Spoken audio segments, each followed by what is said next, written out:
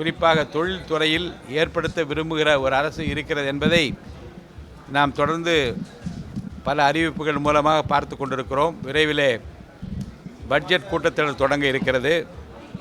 மக்கள் எதிர்பார்க்கிற, மக்கள் விரும்புகிற மாற்றங்களை செய்வதற்கு முனைப்போடு விரல் நுனியில் விவரங்களை வைத்திருக்கிற முதலமைச்சர் இன்றைக்கு தயாராக இருப்பதை நாம் பார்க்க முடிகிறது. அந்த வகையில் இந்த மாநாட்டில் பல கோரிக்கைகளை மாண்புமிகு முதலமைச்சர் அவர்களின் கவனத்திற்கு கொண்டு வர வேண்டும் என்று கேட்டிருக்கிறார்கள்.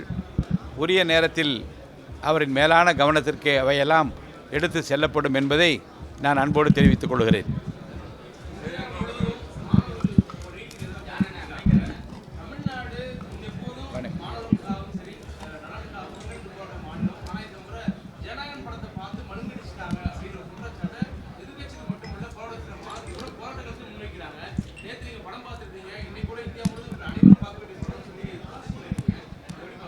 என்ன மழுங்கடிச்சு என்ன அர்த்தத்தில் சொல்கிறீங்க? புரியல. மழுங்க என்ன, யாரை மழுங்கடிச்சிட்டாங்க?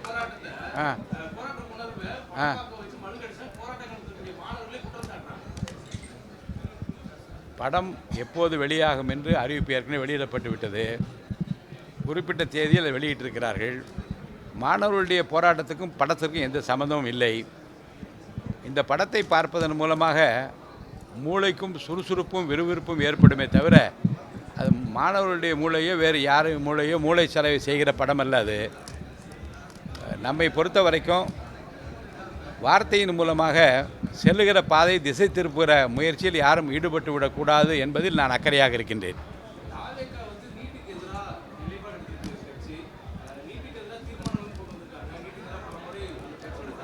நீங்கள் இப்போ வந்திருப்பது தொழில், இங்கே வந்திருப்பது தொழில் இருங்க வந்திருப்ப இருங்க இருங்க நான் கேட்குற கிடைப்பது நான் வந்து இருங்க இருங்க இருங்க இருங்க இருங்க இருங்க கொஞ்சம் இருங்க, நான் இதை பேச கொஞ்சம் அமைதியாக இருங்க, கொஞ்சம் அமைதியாக இருங்க. ஒரே ஒரு அன்பான வேண்டுகோள். பத்திரிகை நிருபர்களை பலர் சந்திக்க தவிர்ப்பதற்கு காரணம் என்ன என்றால், ஒரு நிகழ்ச்சிக்கு வருகிற போது அந்த நிகழ்ச்சியை ஒட்டிய கேள்விகளை தொடுத்தால் நிகழ்ச்சி நடத்துகிறவர்களுக்கு பயனுள்ளதாக இருக்கும். அதை விடுத்துவிட்டு வேறு திசைக்கு நீங்கள் போவீர்களே, ஆனால் நிகழ்ச்சி நடத்துகிறவர்களுக்கு ஒரு சங்கடம், பதில் சொல்ல விரும்புகிற எங்களுக்கு சங்கடம். இந்த நிகழ்ச்சி தொடர்பாக ஏதாவது கேள்வி இருந்தால் கேளுங்க, நான் சொல்ல தயாராக இருக்கிறேன். வச்சுருக்காங்க. ஆமாம்,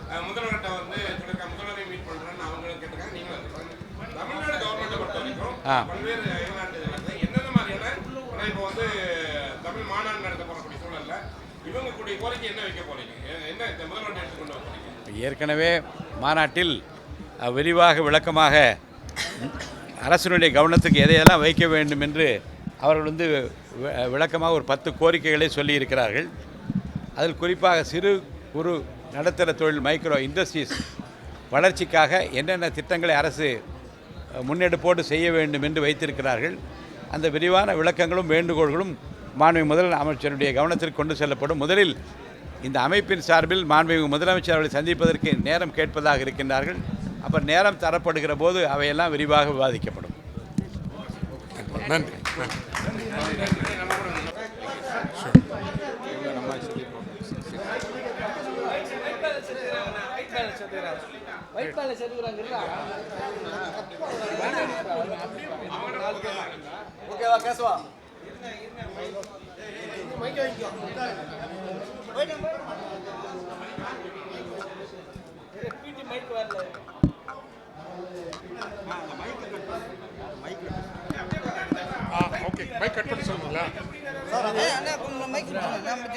ஒரு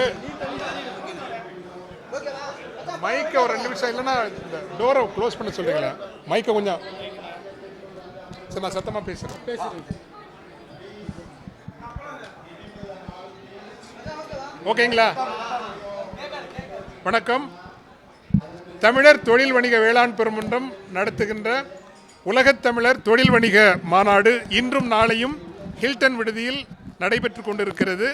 இந்த நாளினுடைய தொடக்க விழாவிற்கு மாண்புமிகு சட்டப்பேரவை தலைவர் திரு JCD பிரபாகர் அவர்கள் தலைமையேற்றார்கள். அந்த அவையில் தமிழக அரசிற்கு இந்த மாநாடு 10 கோரிக்கைகளை வைத்திருக்கிறது. முக்கியமாக அரசு சார்ந்த அனைத்து துறைகளுக்கும் வாங்கப்படுகின்ற பொருட்கள் 70% தமிழகத்தினுடைய சிறு குறு தொழில் முனைவோரிடமிருந்து வாங்கப்பட வேண்டும். வெளிநாட்டு நிறுவனங்கள் இங்கு தொழில் தொடங்க வருகின்ற பொழுது ஒரு முக்கிய நிபந்தனையாக இந்த வெண்டாஸ் ஒரு பெரிய நிறுவனம் 100க்கு மேலான சிறு குறு மைக்ரோ அண்ட் ஸ்மால் இண்டஸ்ட்ரீஸுக்கு சப்போர்ட் பண்ண முடியும். ஆனால் அந்த வெண்டாஸுக்கு நம்ம ஊரில் உள்ள தமிழ் சார்ந்த ஸ்மால் மீடியம் என்டர்பிரைசஸுக்கு சப்போர்ட் பண்ணுங்கிறத ஒரு வெளிநாட்டு நிறுவனங்கள் வருகிற போது நிபந்தனையாகவே வைக்க வேண்டும் அப்படின்னு நாம் இதில் கேட்டிருக்கிறோம். இன்னொன்று, இந்தியா ஃப்ரீ ட்ரேட் அக்ரிமெண்ட் நிறைய நாடுகளோடு செய்திருக்குது. அது ஏற்றுமதி வாய்ப்புகளை பெரிதாக திறக்கிறது. ஆனால் அதை ஒழுங்கமைவு செய்வதற்கு அலுவலகங்கள் இங்கே நமக்கு கிடையாது. அதனால் ஃப்ரீ ட்ரேட் ஒப்பந்தம் இருக்கக்கூடிய எல்லா நாடுகளிலும் நம்முடைய தமிழக அரசு ஒரு அலுவலகம் வைக்கணும். இங்கே கூட கோயம்புத்தூர், சென்னை, திருச்சி, மதுரை போன்ற முக்கிய நகரங்களில் இந்த ஏற்றுமதி இறக்குமதியை ஃபெசிலிட்டேட் பண்ணுறதுக்கு அலுவலகங்கள் திறக்க வேண்டும் என்பது உள்ளிட்ட ஒரு 10 முக்கிய கோரிக்கைகள். மிக முக்கியமாக நமது அமைப்பு தமிழூர் என்கின்ற ஒரு திட்டத்தை முன்வைக்கிறது. 3 சங்கங்கள் முன்னர் நடந்தது. 4வது சங்கம் 1900 ஆண்டு பாண்டித்துரை தேவர் அவர்கள் மதுரையிலே தொடங்கினார்கள். 3 சங்கங்கள் வென்றன. 4வது சங்கம் ஜொலிக்காமல் போனதற்கு காரணம் 3 சங்கங்களும் அறிவு சமூகமும் அரசு அதிகார சமூகமும் இணைந்து நடத்தியவை. 4ஆம் சங்கத்திற்கு அரசு அதிகார சமூகத்தினுடைய ஆதரவு இல்லாததால் அது ஜொலிக்க முடியாமல் போயிற்று. எனவே எங்கள் அமைப்பு நம்புகிறது, கட்சி வேறு, அரசு வேறு. அரசு என்பது எல்லோருக்கும் உரியது, கட்சி அவரவர் விருப்பம். ஆனால் அரசு என்பது எல்லா மக்களுக்கும் உரியது என்கின்ற வகையில் எந்த கட்சி ஆட்சிக்கு வந்தாலும் அந்த அரசோடு இணங்கி செயல்படுவது என்பது எங்கள் இந்த அமைப்பினுடைய ஒரு முக்கிய கோட்பாடாக இருக்கின்ற காரணத்தினால் 5ஆம் சங்கம் என்பது ஏற்கனவே மதுரையில் நாங்கள் ஒரு உரையாடலாக தொடங்கினோம். திருநெல்வேலிக்கும் திருக்குற்றாலத்திற்கும் இடையில் அந்த அரங்கு வரும் என்பதை எமது அமைப்பு முன்னெடுக்கிறது. அரசுடன் இணைந்து செயல்பட விரும்புகிறது. இன்னொன்று, வேலையில்லா திண்டாட்டத்தை போக்க வேண்டுமென்றால் சிறு குறு தொழில்கள் ஊக்குவிக்கப்பட வேண்டும் என்பதோடு ஒரு 30% இளைஞர்களாவது நிலம் சார்ந்த வேளாண்மை சார்ந்த பொருளாதாரத்திற்கு வந்தால் மட்டும்தான் வேலையில்லா திண்டாட்டத்திற்கு சில ஆக்கப்பூர்வமான ஒரு வழிகளை நாம் தேட முடியும் என்கின்ற வகையில் மெத்த படிப்போம், ஆனால் நிலத்தோடும் வாழ வருவோம். நிலம் சார்ந்தும் இன்னும் ஏஐ யூஸ் பண்ணி, ஆட்டோமேஷன் யூஸ் பண்ணி வருமானம் தரக்கூடிய வழிகளை நாம் கண்டறியலாம். அந்த வகையில் எங்கள் அமைப்பு என்பது பெரியது சிறப்பு, சிறியதும் அழகே அப்படிங்கிற ஒரு கொள்கையை முன்வைக்குது. 5000-10000 பேருக்கு வேலை கொடுக்குற நிறுவனங்கள் ரொம்ப பெருசு, சிறப்பு. ஆனால் 5 பேர் 10 பேருக்கு வேலை தரக்கூடிய கிராமப்புற ஒரு முற்போக்கான நிலம் சார்ந்த, வேளாண்மை சார்ந்த, வாழ்வு சார்ந்த, பண்பாடு சார்ந்த தொழில் முனைதல் என்பது சாத்தியம் என்பதை அந்த தமிழூரில் நாங்கள் முன்னுதாரணமாக கட்டமைக்கப் போகின்றோம். தமிழ் சமூகத்தையும் குறிப்பாக ஊடகங்களை கேட்டுக்கொள்கின்றோம். மீண்டும் சொல்கிறோம், இன்று நகர்ப்புறம் சார்ந்த தொழில் முனைதல் அல்ல, லோக்கல் ரிசோர்சஸ் பேஸ்ட் ஆண்டர்பிரினர்ஷிப். உங்கள் இடத்தில் என்னென்ன வளங்கள், இயற்கை வளங்கள், மனித வளங்கள், கலை பண்பாட்டு வளங்கள், பாரம்பரிய வளங்கள், அது வைத்தியம், மர்மம் எதுவாக இருக்கலாம், இவற்றை சார்ந்தும் தொழில் முனைதல் நடக்க வேண்டும் என்பதுதான் லோக்கல் ரிசோர்சஸ் பேஸ்ட் ஆண்டர்பிரினர்ஷிப், சிறியதும் அழகு என்ற கொண்டாட்டம். இப்படிப்பட்ட பல முற்போக்கான சிந்தனைகளோடு இந்த மாநாடு நடைபெற்று கொண்டிருக்கிறது. இதற்கு ஊக்கம் தருகின்ற தமிழகத்தினுடைய ஊடகத்துறை அன்பர்களுக்கு நான் மிகுந்த நன்றி கடன்பட்டிருக்கின்றேன். ஒருங்கிணைக்கின்ற சமுத்திரா செந்தில் அவர் அழைப்பில் ஒருங்கிணைப்பில் வந்திருக்கக்கூடிய உங்கள் எல்லோருக்கும் உண்மையிலேயே நன்றி. இந்த சிறியதும் அழகு என்பதையும் நீங்கள் அந்தந்த லோக்கல் ஏரியாலேயே ஆண்டர்பிரினர்ஷிப் இருந்தாச்சுன்னா நகர்ப்புறங்கள் நெரிசலும் நெருக்கடியும் ஆக வேண்டிய தேவையில்லை என்பதையும் தெரிவித்துக்கொண்டு, நவம்பர் 12, 13, 14 நாட்களில் துபாய் நகரில் அனைத்துலக பெரும் மாநாடு நடைபெறும். 45 நாடுகளின் தமிழ் தொழிலதிபர்கள் கலந்து கொள்வார்கள். கிராமப்புற தொழில் முனைதலை ஊக்குவிப்பதற்காக அவர்களெல்லாம் இணைந்து ஒரு 100 கோடி அளவுக்கான நிதி திட்டத்தையும் அறிவிக்க இருக்கின்றார்கள்.